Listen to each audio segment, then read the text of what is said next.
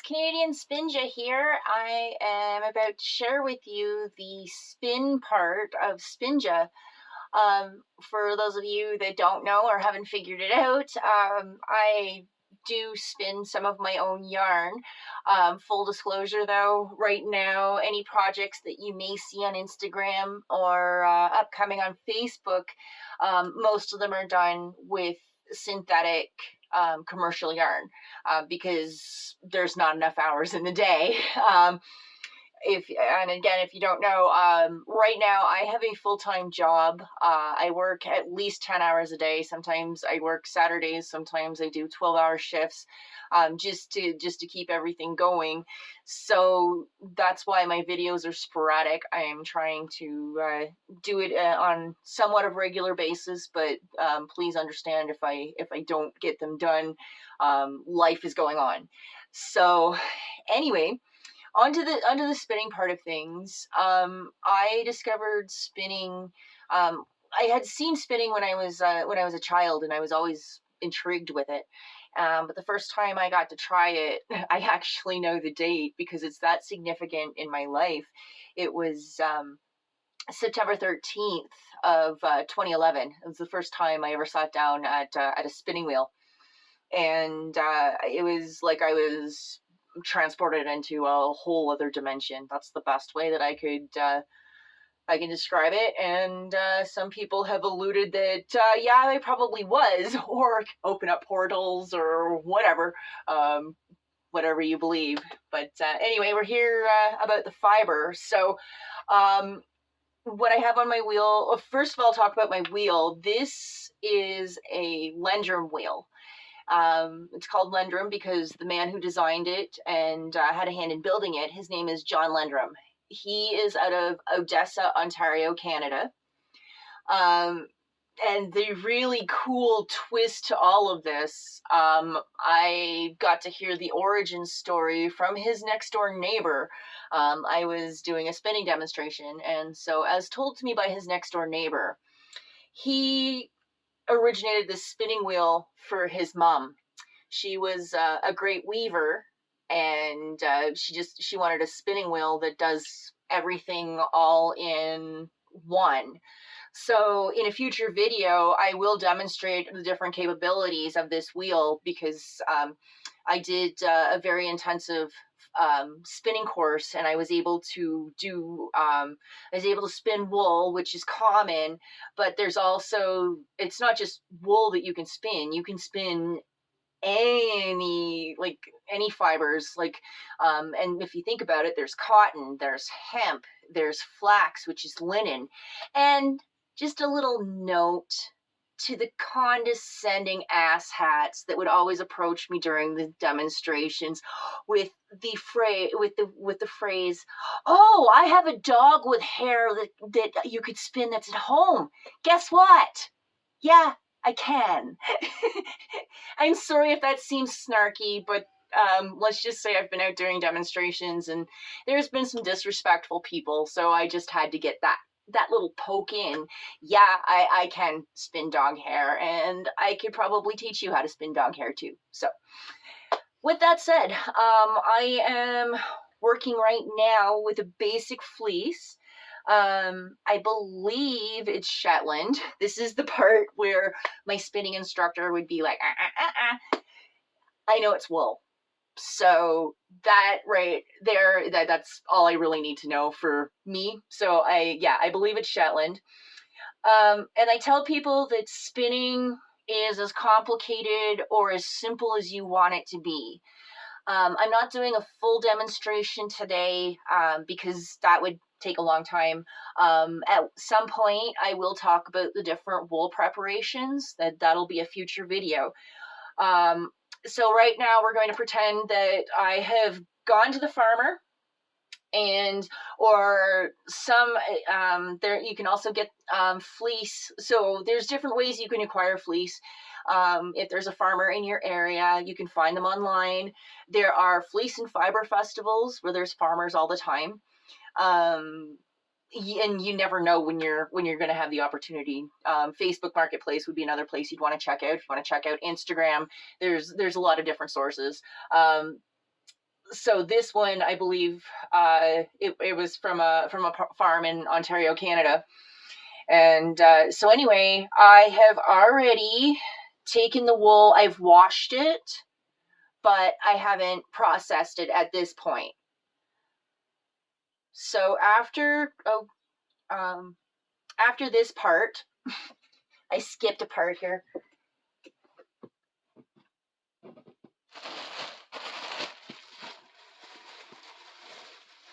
So after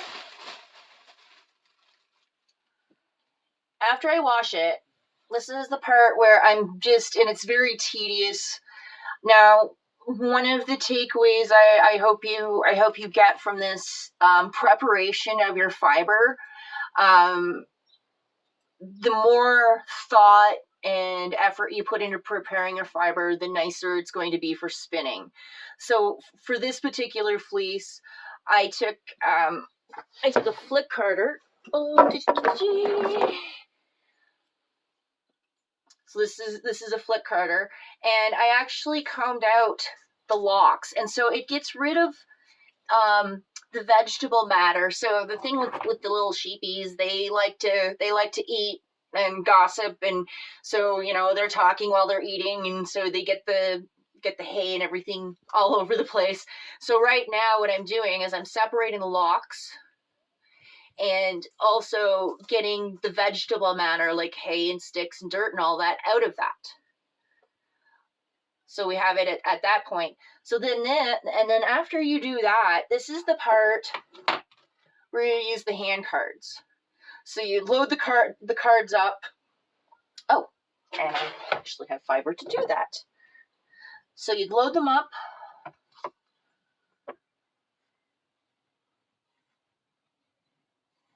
And what this does is it lines the fibers up to make it for better, like smoother spinning. So, and it also helps get rid of some of the vegetable matter and debris. And so you're just going to, so this is what's called carding. So you're just combing one direction. And I'm going to switch hands. There's different ways of doing it, to each their own. There's some people that just, I'm not quite there.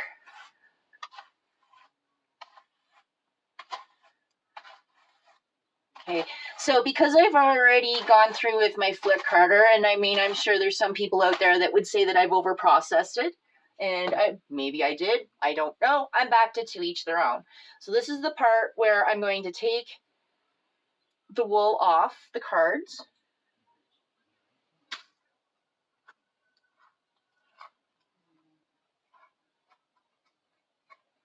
And then you end up with what's called a roll egg. So this is ready to go onto the spinning wheel. So I've already started. I already have part of a roll egg on there.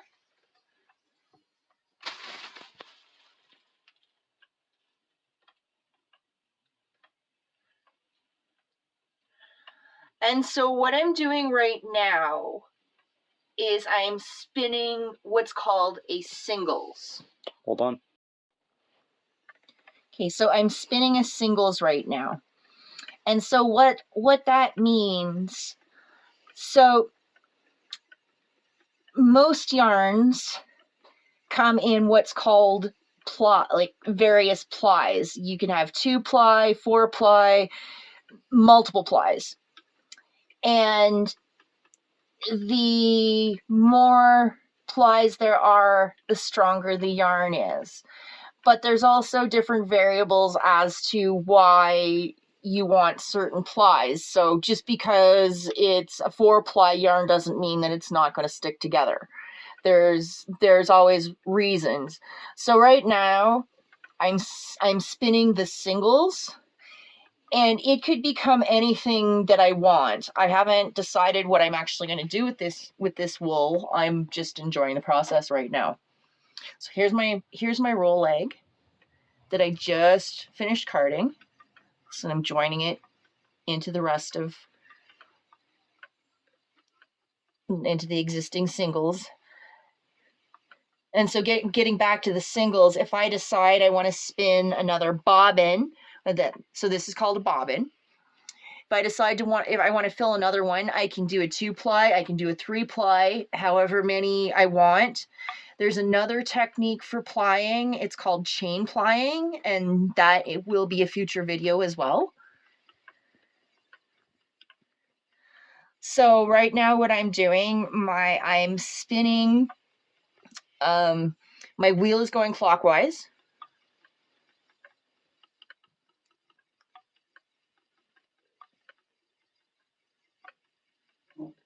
And so when I go to ply, I will be spinning my wheel counterclockwise to make sure that the spin or that the twist will set.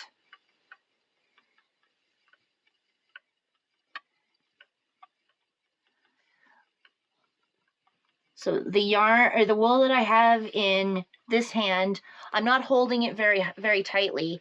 I have a spinning friend whose mother compared it to holding a baby bird. So you don't want to hold it too tightly.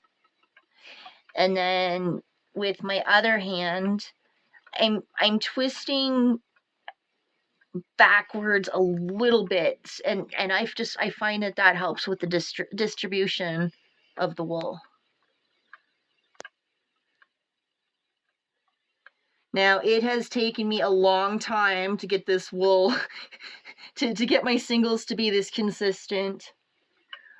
So it does come with practice. But the other thing I will say is that life has happened a lot since I've started spinning, and so yes, I have many years under my belt, but I haven't had the opportunity to sit down and practice. So I'm not as advanced as, some of the people I started spinning with because they have more time, and this is one of those things. If you want to learn with me, come along with me.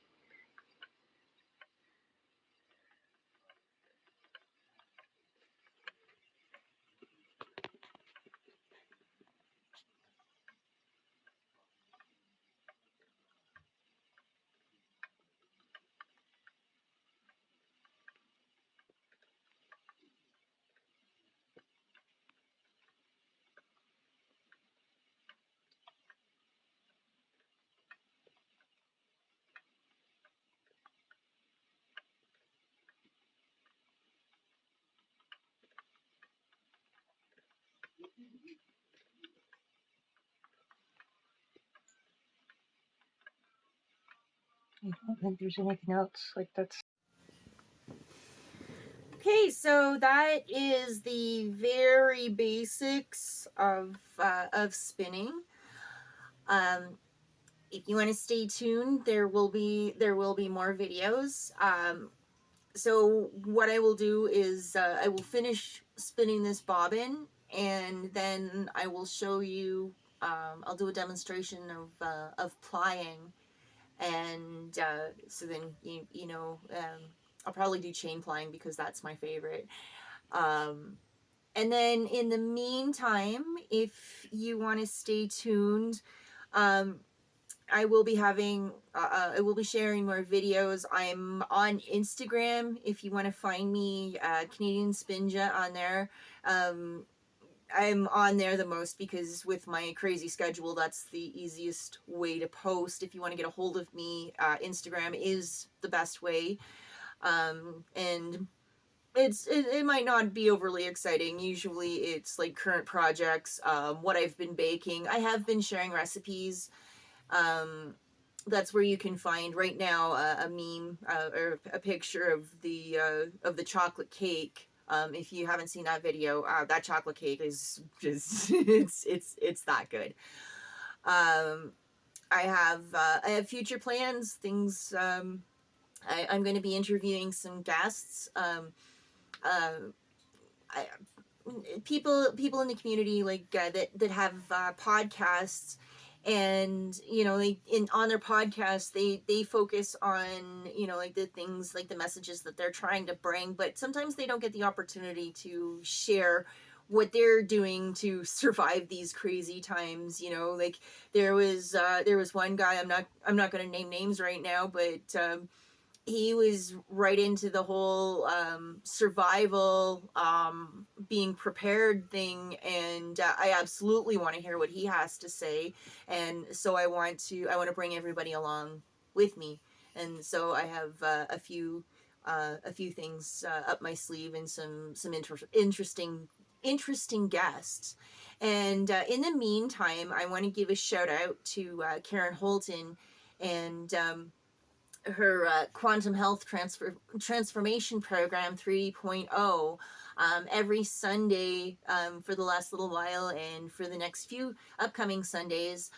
My family and I are sitting in on workshops with her.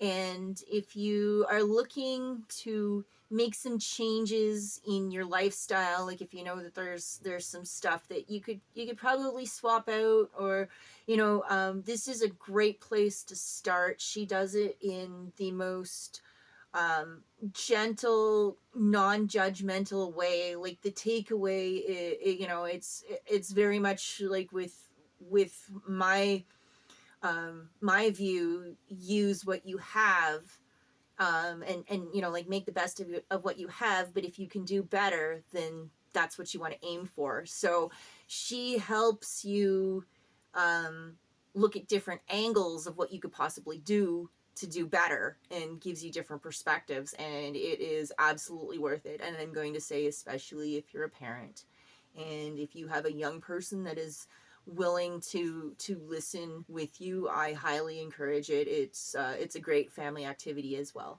So that's about all I have to say. I just want to thank you for the support, and if you have any ideas that you would like to see for future videos, just drop me a line in the comments. Thank you guys. I love you.